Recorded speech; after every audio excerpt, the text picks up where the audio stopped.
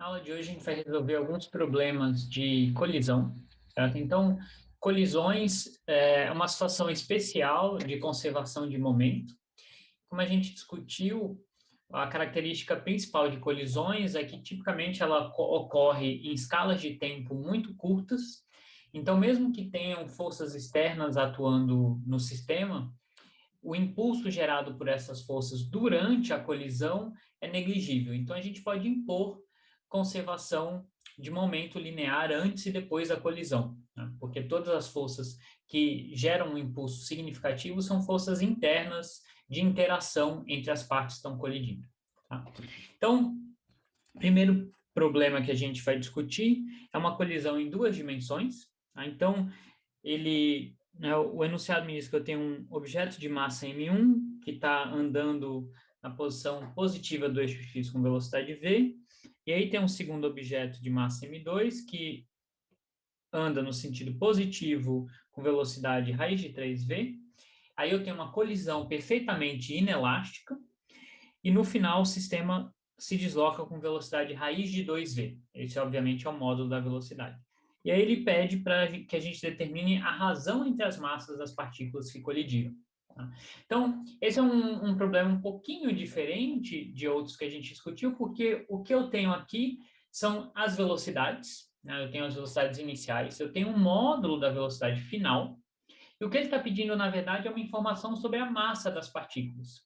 Tá? Então, a gente vai tentar obter essa informação, né, sobre a razão entre essas duas massas. Então, para a gente, né, esboçar o problema, né, a gente tem aqui a situação inicial, onde eu tenho as minhas duas partículas, essa aqui tem massa m1, essa tem massa m2, e elas vão colidir.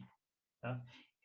E após a colisão, né, como o enunciado me diz que é uma colisão perfeitamente inelástica, esse é o caso em que as duas andam juntas com a mesma velocidade, né? Então, eu vou ter as duas se deslocando aqui com uma certa velocidade v, né? Por conservação de momento, né? Como esse momento, ele é um vetor, né? E ele é conservado, eu sei que o momento inicial vai ter uma componente na diagonal, ele vai, na verdade, apontar na diagonal, portanto, o final também vai ter que apontar na diagonal. Então, eu sei que elas vão estar saindo, né, não vão estar nem mais alinhadas com o eixo x, nem com o eixo y, elas vão estar saindo em alguma direção definida por esse ângulo θ aqui. Tá? E aí, tudo que a gente tem que fazer aqui é impor conservação de momento imediatamente antes e imediatamente depois da colisão. Tá? E ver se a gente consegue determinar essa razão das massas em função das outras variáveis dadas. Tá? Então, né, o que a gente vai analisar aqui é o momento inicial, e a gente lembra, né, qual é o sistema que a gente está considerando aqui? É o sistema gerado pelas duas massas, certo? Então, esse é o meu sistema total. Então, o momento inicial é o momento dessas duas massas. Então, é m1, v1, mais m2, v2. Lembrando que essas coisas são vetores. Tá? Então, dos dados do meu problema, eu tenho que o módulo da velocidade v1 ele chamou de v, e o módulo da velocidade v2 ele me disse que é raiz de 3v. V2 está na direção, né, do eixo y e v1 está na direção do eixo x. Isso também é um dado do enunciado. Então, eu tenho que aqui eu vou ter M1, V1, ou não V1, né, V na direção em chapéu, porque o módulo de V1 é V. E aqui eu tenho M2, raiz de 3V na direção J chapéu, porque o módulo da velocidade V2 é raiz de 3V. Então, esse é o meu momento inicial, né, meu momento total inicial. Eu posso colocar aqui o V em evidência, vai? Isso aqui vai ser M1 e chapéu, mais raiz de 3 M2J chapéu. Esse é o momento inicial. O momento final, como as duas partículas têm a mesma velocidade, vai ser M1 mais M2, vetor V. E desse vetor V, o que eu conheço é o módulo dele, que é raiz de 2 Vzinho. Tá?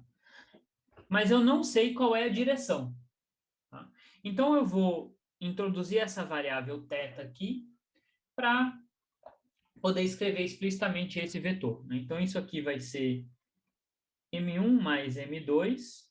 O módulo de V é raiz de 2 Vzinho, então é raiz de 2 Vzinho.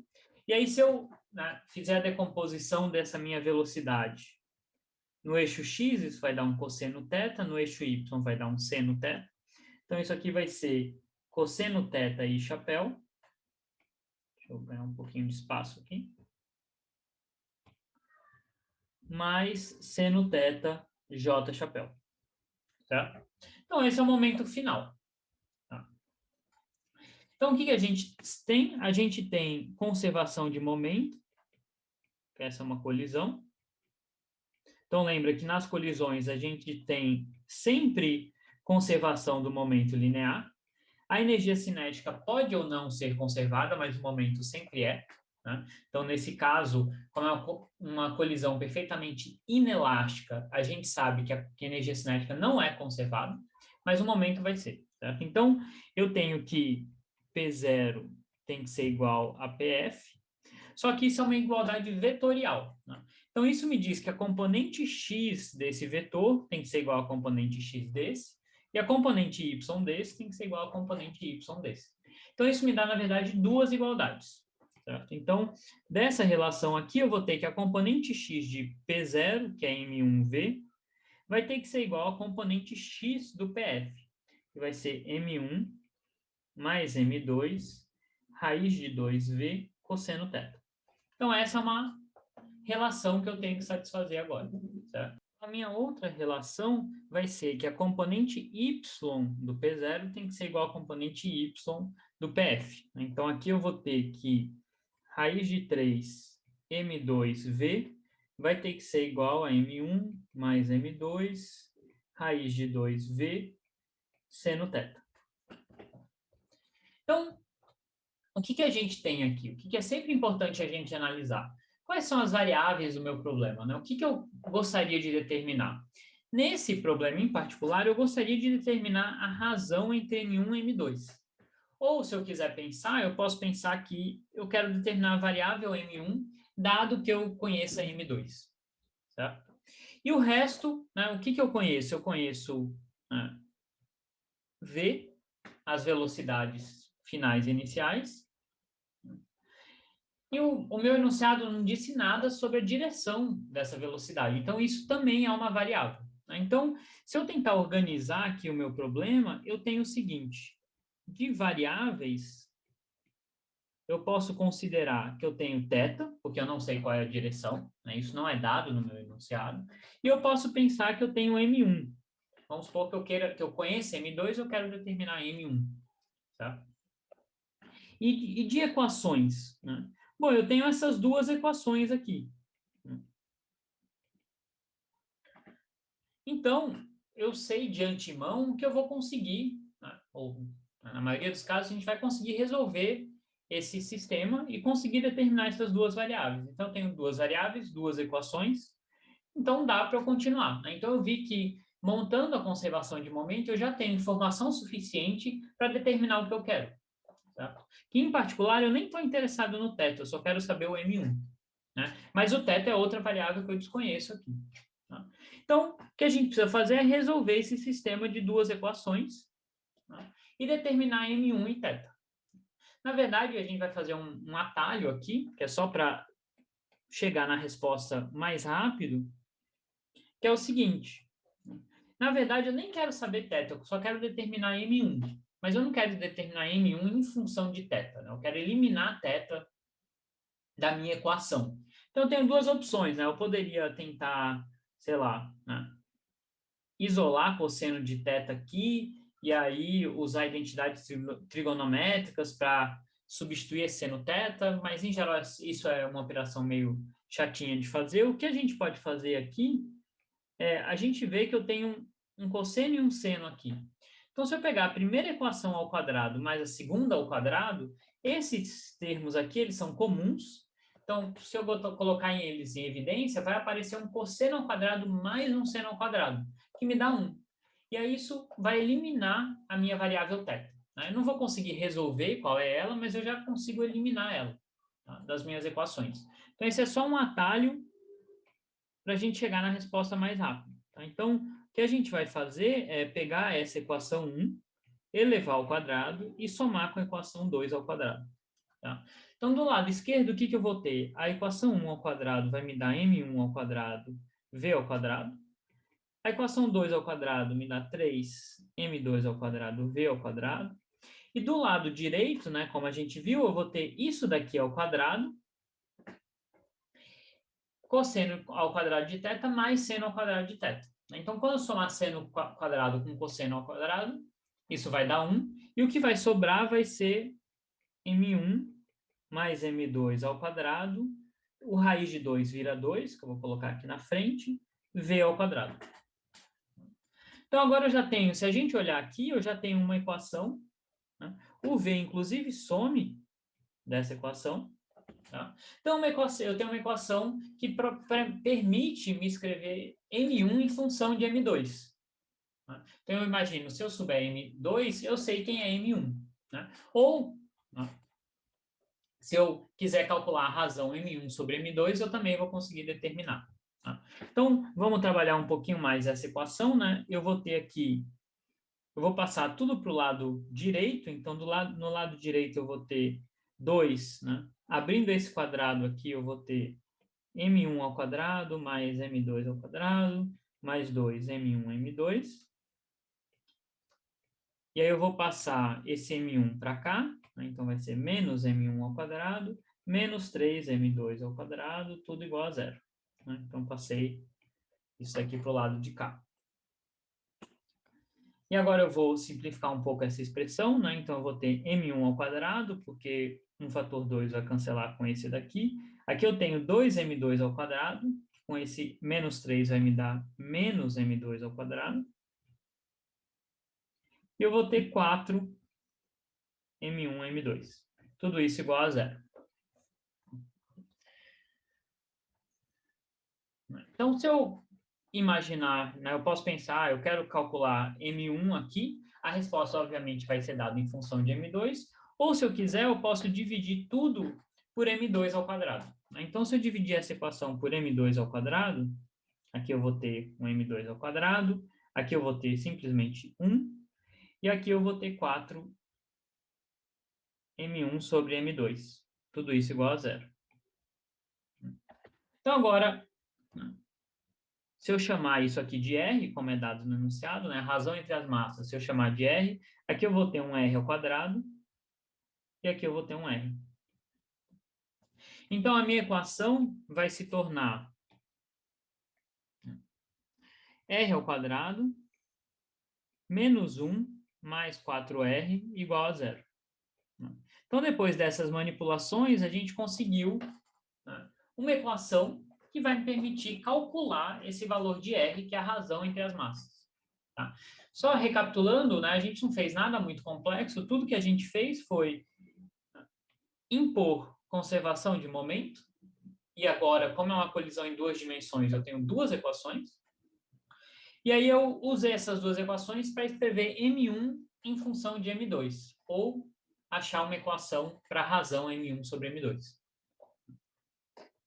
Então, agora, tudo que eu preciso fazer é resolver, né? Essa é uma equação quadrática, eu posso aplicar Bhaskara para encontrar qual tem que ser esse valor de R. Na verdade, a gente vai ter duas soluções. Tá? Então, meu R vai ser menos 4, mais ou menos raiz quadrada de B ao quadrado, que é 16, mais 4.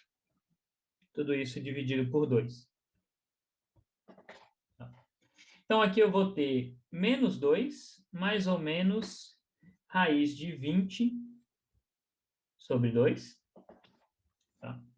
Então, isso aqui vai ser, raiz de 20 eu posso escrever como 4 vezes 5, e aí o 4 eu posso tirar da raiz. Então, isso aqui vai dar menos 2, mais ou menos raiz de 5. E aí, né, eu tenho duas possibilidades de solução aqui, uma com sinal positivo e uma negativo. A com sinal negativo vai me dar um número negativo, porque vai ser menos 2 menos raiz de 5. Né? Só que isso é uma razão entre massas. Como as duas massas são positivas, essa razão tem que ser sempre positiva. Tá? Então, a única solução fisicamente aceitável aqui é a com sinal positivo, ou seja, raiz de 5 menos 2. Tá? Que dá aproximadamente 0,236. E lembrando que isso aqui não tem unidades, porque é uma razão entre duas massas. Então, esse é um número adimensional. Tá? Então, a gente tem aqui, a gente viu que a gente pode calcular, sim, essa razão entre as massas, e a gente nem precisou determinar aquele ângulo θ. Se a gente quisesse, a gente poderia voltar agora e determinar o ângulo θ. Tá? Então, qual que é o ponto importante desse problema? Né? Ele tem alguns pontos importantes. Um é que eu estou usando, eu tenho uma colisão em duas dimensões, então eu estou usando conservação de momento, né, que é uma quantidade vetorial, então estou usando isso. Como o meu momento tem componentes na direção x, na direção y, eu vou ter uma equação para as componentes x e outra para as componentes y. E aí eu tento fazer aquela análise para ver se eu realmente já tenho tudo que eu preciso para encontrar o que o problema está pedindo. Tá? Nesse caso, eu tenho duas variáveis, que eu tomei como θ e m1, por exemplo, e aí eu tenho duas equações, então eu sei que eu consigo resolver esse sistema. E a gente fez aqui um truque algébrico para eliminar θ das minhas equações, e aí eu obtenho uma equação para m1. E aí eu consigo determinar a razão entre as massas. Tá bom?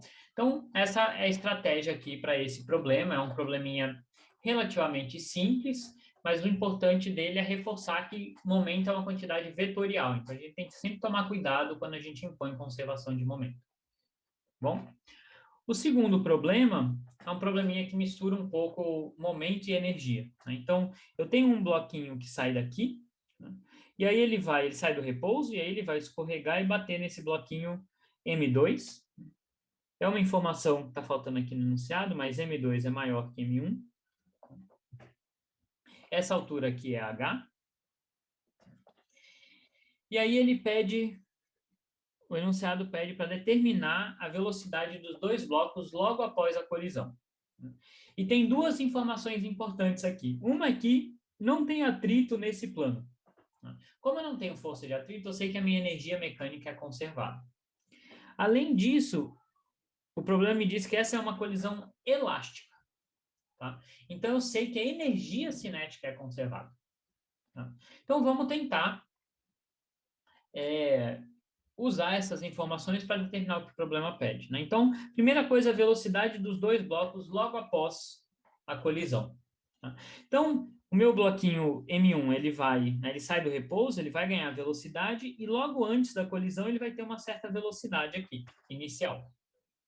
E eu preciso primeiramente determinar qual que é essa velocidade inicial, né, antes da colisão, para conseguir impor conservação de momento e, nesse caso, como a colisão é elástica, conservação de energia cinética, e aí, impondo essas duas coisas, determinar as velocidades finais. Tá?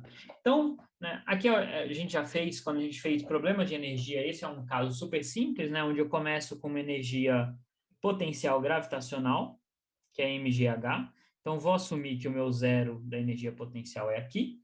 E aí, quando o meu bloquinho chega aqui, ele vai ter uma certa velocidade, que eu vou chamar de V0.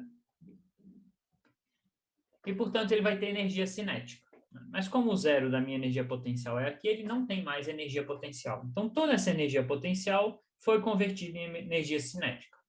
E aí, isso me permite determinar V0 em função da altura inicial do bloquinho.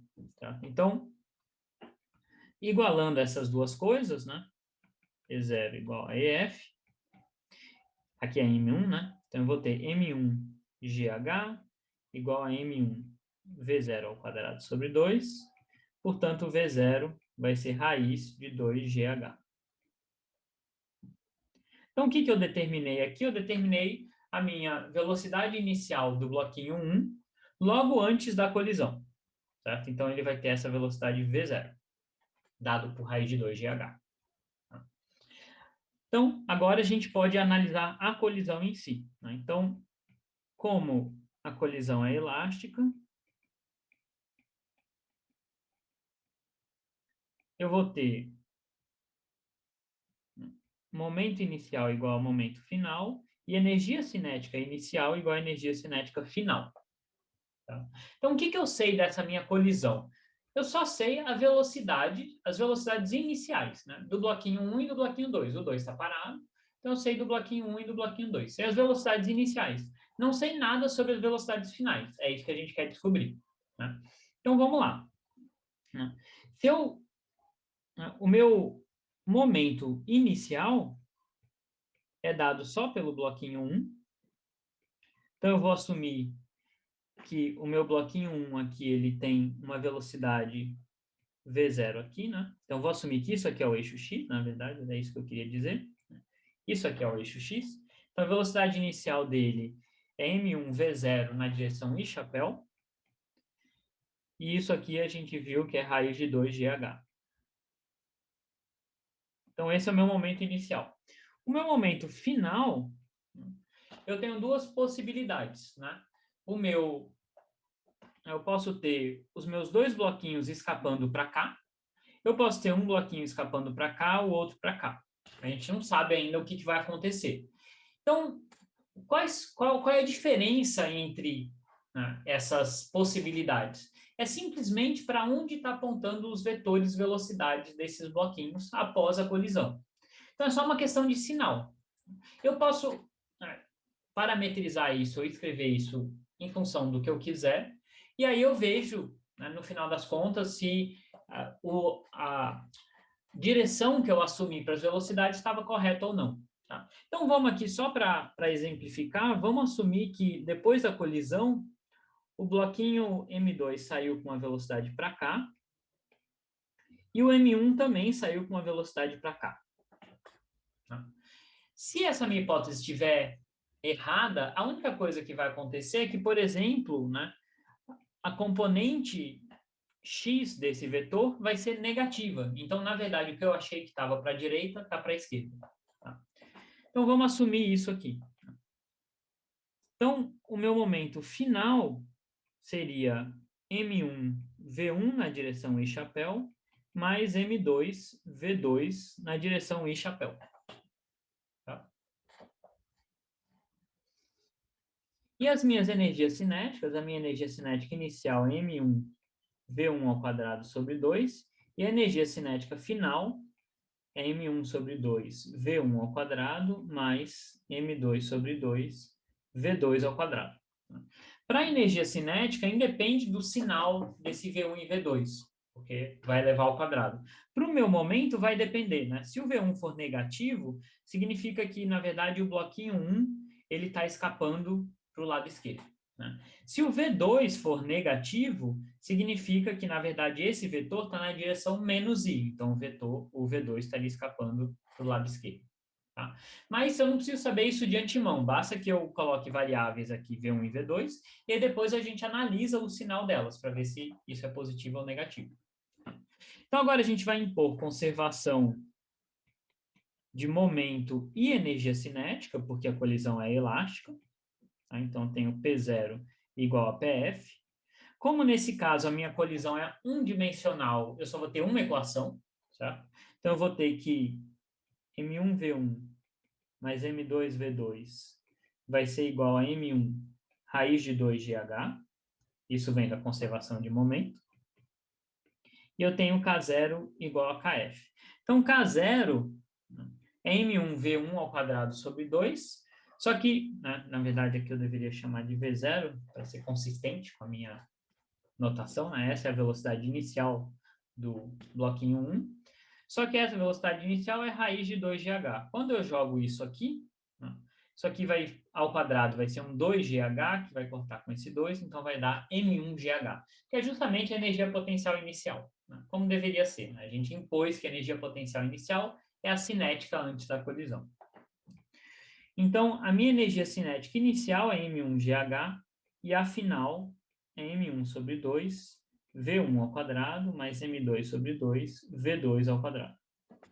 Então, de novo, eu tenho duas equações. Né? Diferente do problema anterior, onde as duas equações vinham da conservação de momento em duas direções diferentes, nesse problema, essas duas equações vêm de conservação de momento em uma única direção e conservação de energia cinética.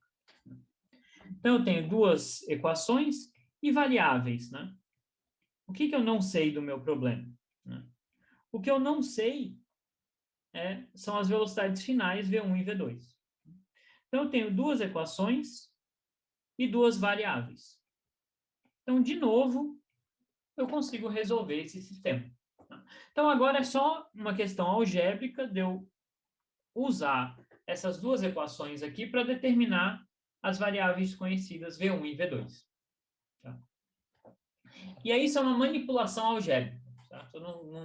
Eu vou deixar isso nas notas, mas é basicamente resolver essas equações. Né? Então, aqui não tem muito o que fazer. Eu posso, por exemplo, isolar o V1 nessa equação, substituir aqui, e aí eu acho uma equação para V2.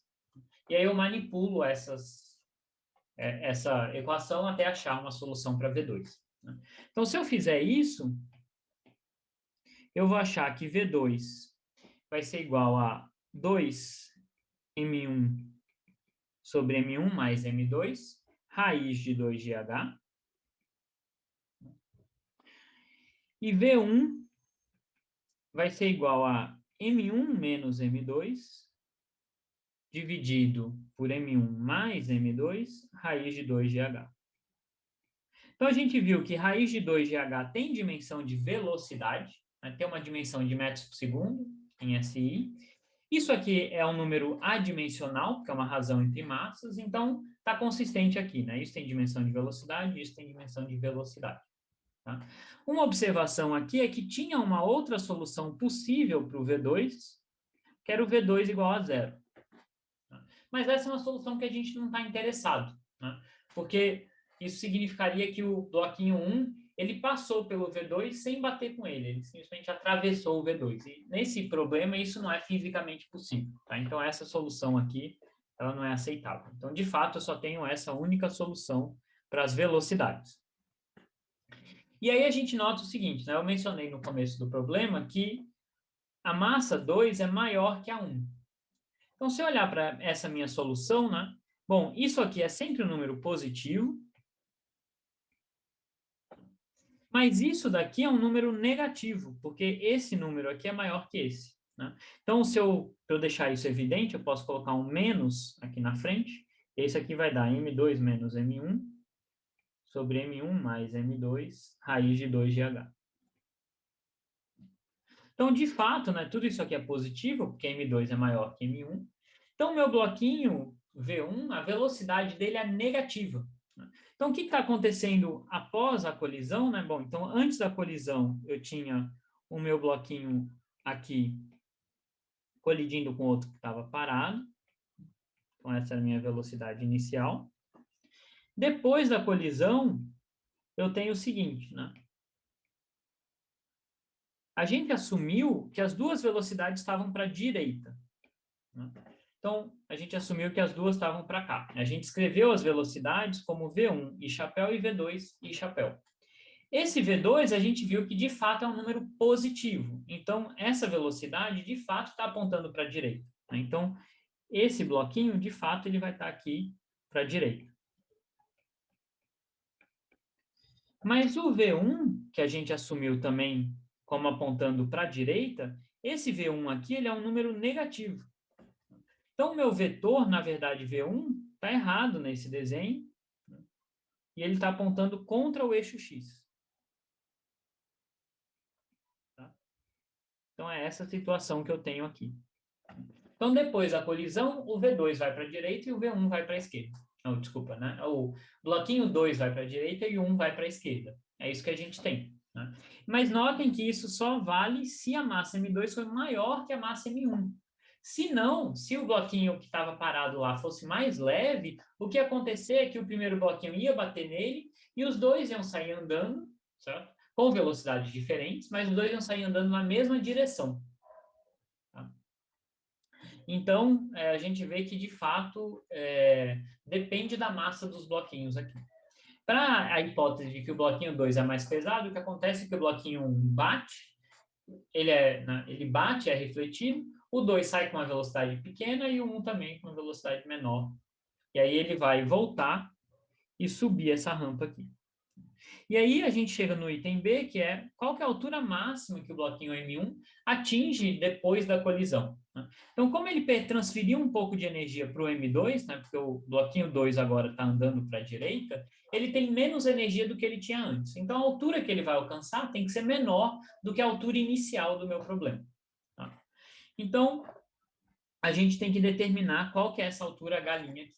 E agora esse é um problema que não tem nada a ver com colisão, e é simplesmente um problema de conservação de energia. Então, eu tenho um bloquinho com uma energia cinética inicial aqui. Quando ele chegar na altura máxima, ele vai parar. Então, a energia cinética final vai ser zero, mas ele vai ter ganho energia potencial gravitacional. Então, o que eu tenho que fazer é só impor conservação de energia. Então, a minha energia inicial agora vai ser M1 V1 ao quadrado sobre 2, e a minha energia final vai ser só energia potencial, que vai ser M1GH'. Então, se eu igualar essas duas coisas, eu vou ter que M1V1 ao quadrado sobre 2 vai ser igual a MGH', M1GH', as massas se cancelam, que é a H', né? Então, a minha nova altura vai ser simplesmente V1 ao quadrado sobre 2G. Mas V1 a gente determinou. É justamente isso daqui. Tá? Então, isso aqui vai ser 1 sobre 2G, o V1 que a gente calculou no item anterior, elevado ao quadrado. E eu vou poder simplificar um pouquinho essa expressão, né? Porque quando eu elevo isso daqui ao quadrado, eu vou ter um 2GH, que vai cancelar com esse 2G, então vai sobrar só um H. E aí sobra a razão entre as massas aqui. Né? Na verdade, a diferença e a soma entre as massas elevado ao quadrado.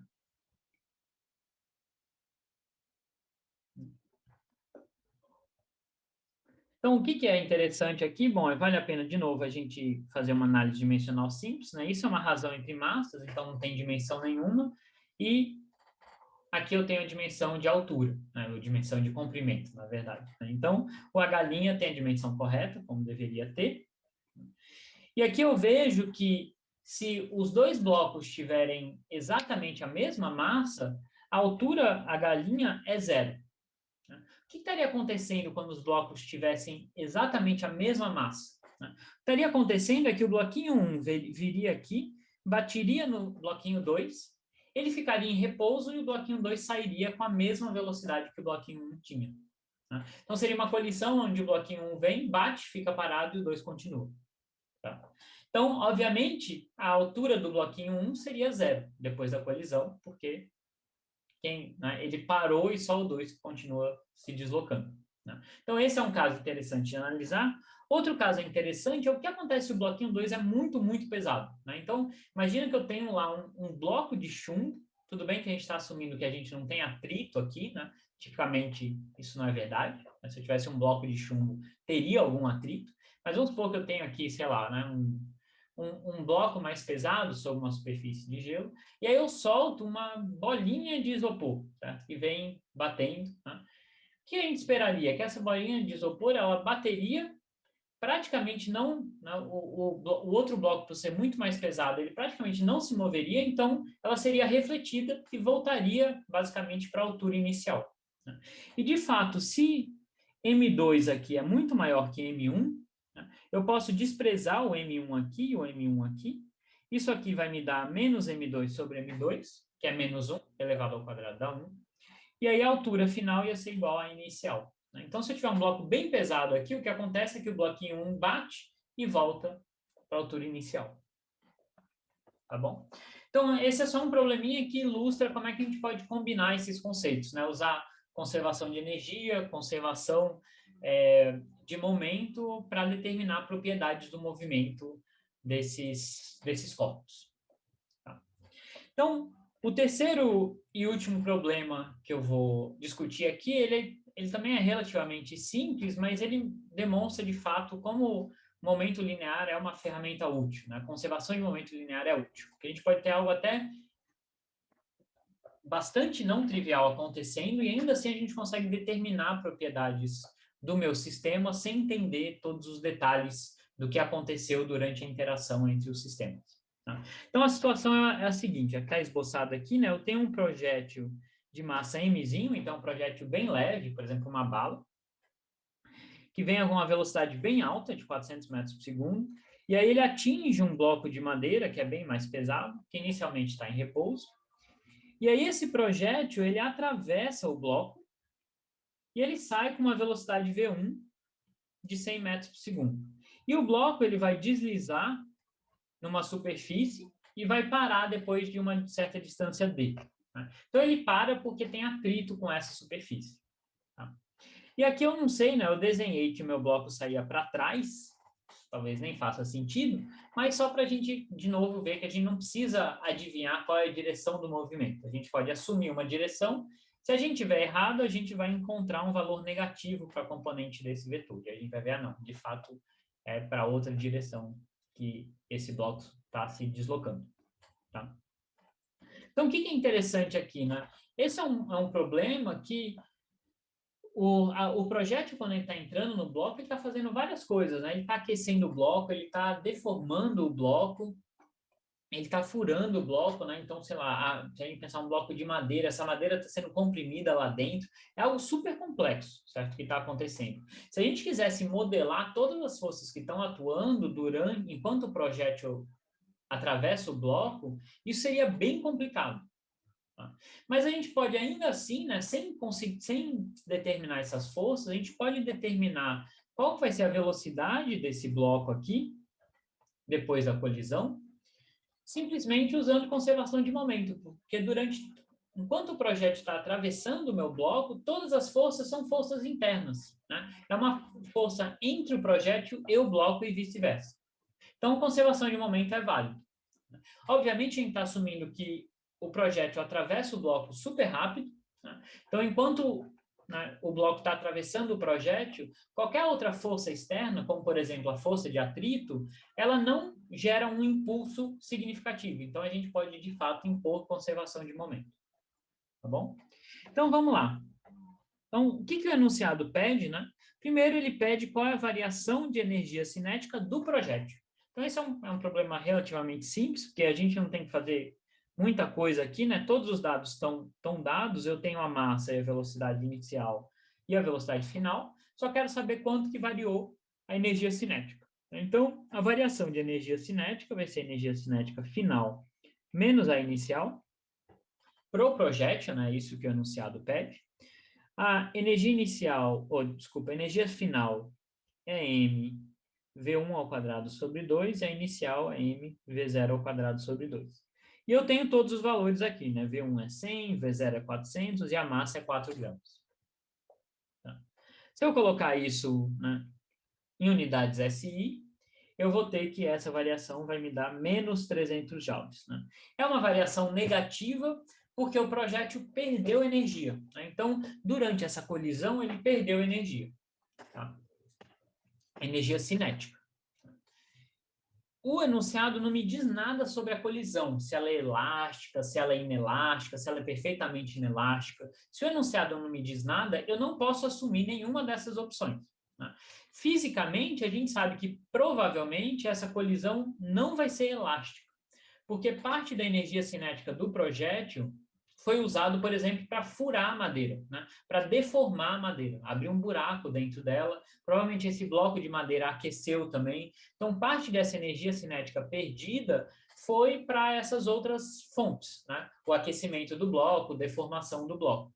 Tá? Então, se a gente tivesse que chutar, a gente diria essa é uma colisão que não é elástica, nem perfeitamente inelástica. Está ali no meio, é uma colisão simplesmente inelástica.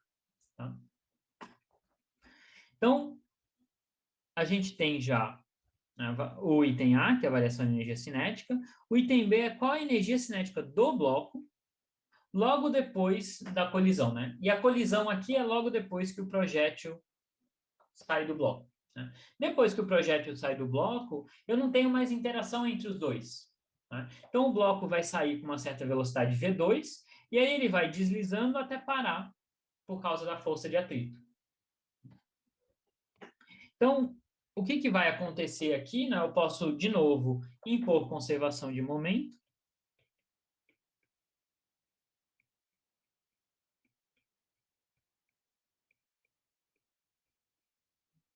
Então, meu momento inicial é só devido ao projétil, então vai ser massa do projétil V0 e chapéu, né? Então, eu vou assumir que o meu eixo X está aqui para a direita.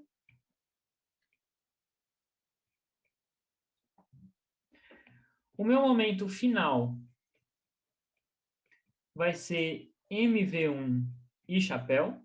E aí eu assumi que o V2 está para a esquerda. Logo mais a gente vai ver que essa é uma hipótese errada, né? Que o V2, na verdade, está para a direita. Mas vamos, né, assumir que a gente não sabe isso e falar, não, eu vou assumir que o meu bloco 2 saiu para a esquerda. Então, vou escrever aqui Mzão V2 e chapéu.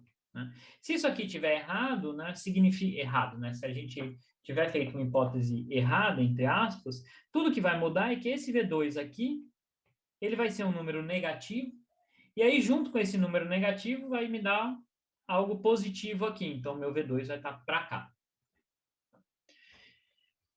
E agora a gente impõe conservação de momento, então. Certo? Então, impondo que P0 é igual a PF, eu vou ter MV0 igual a MV1 menos MV2. Né? O que eu tenho de variável aqui? Né? O que eu não sei? O V2. Eu sei a massa do projétil, eu sei a massa do bloco, eu sei a velocidade inicial do projétil, a velocidade final do projétil. A única coisa que eu não tenho é V2 aqui. Né? Então, nesse caso, eu tenho uma variável, que é V2, e uma única equação. Então, de novo, consigo resolver o problema.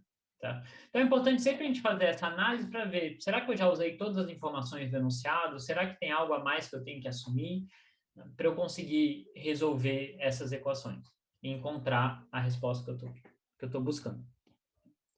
Então, nesse caso, né, a única coisa que eu tenho que fazer é isolar o V2 nessa equação. Né? Então, o V2 vai ser igual a V1 menos V0 Mzinho sobre Mzão. Se eu calculo isso daqui, bom, né, antes de fazer essa conta, eu olho o seguinte, né? O V1, que é a velocidade do projétil, ela é 100 e o V0 é 400. Né? Então, o V1 é menor que V0. Como era esperado, né? O projétil saiu com uma velocidade menor do que a que ele entrou. Então, esse número aqui é maior do que o V1. Então, isso daqui é algo negativo. É um número menor do que zero. Ou seja, a velocidade que a gente assumiu para o bloco de madeira está errada. Né? Está errada, né? Matematicamente está tudo certo, é só o que a gente imaginou é que estava errado. Né? Então, como esse V2 é um número negativo, isso aqui vai ser um número positivo e o meu bloco, na verdade, vai sair para a direita. Certo? Então, a gente viu que o que vai acontecer é que o bloco vai sair para cá, uma velocidade de V2. Mas o que eu quero aqui é qual é a energia cinética do meu bloco logo após a colisão, né? Que vai ser mzão V2 ao quadrado sobre 2. Então, eu calculei o V2 aqui, né? Então, isso aqui vai me dar mzinho ao quadrado sobre 2mzão V0 menos V1 elevado ao quadrado. E agora eu tenho todos os números, eu posso substituir aqui, isso vai dar 0,9 joules. Então, essa é a energia cinética do meu bloco aqui, depois da colisão. Tá? Então, ele vai sair para cá com uma energia cinética de 0,9 joules. A última coisa que o problema pede é qual é o coeficiente de atrito cinético entre o bloco e a superfície. Né? Agora eu posso determinar isso porque eu sei qual é a energia cinética inicial e sei o quanto ele andou até parar. Né? Então, a gente tem que o que vai acontecer é que ele sai com uma certa velocidade V2. Aqui, novamente, a gente nem tem mais um problema de colisão, é simplesmente um problema de energia. Essa energia cinética vai sendo reduzida até ele parar aqui. E, de fato, esse é um problema onde eu não tenho conservação de energia, porque eu tenho uma força não conservativa atuando, que é a força de atrito.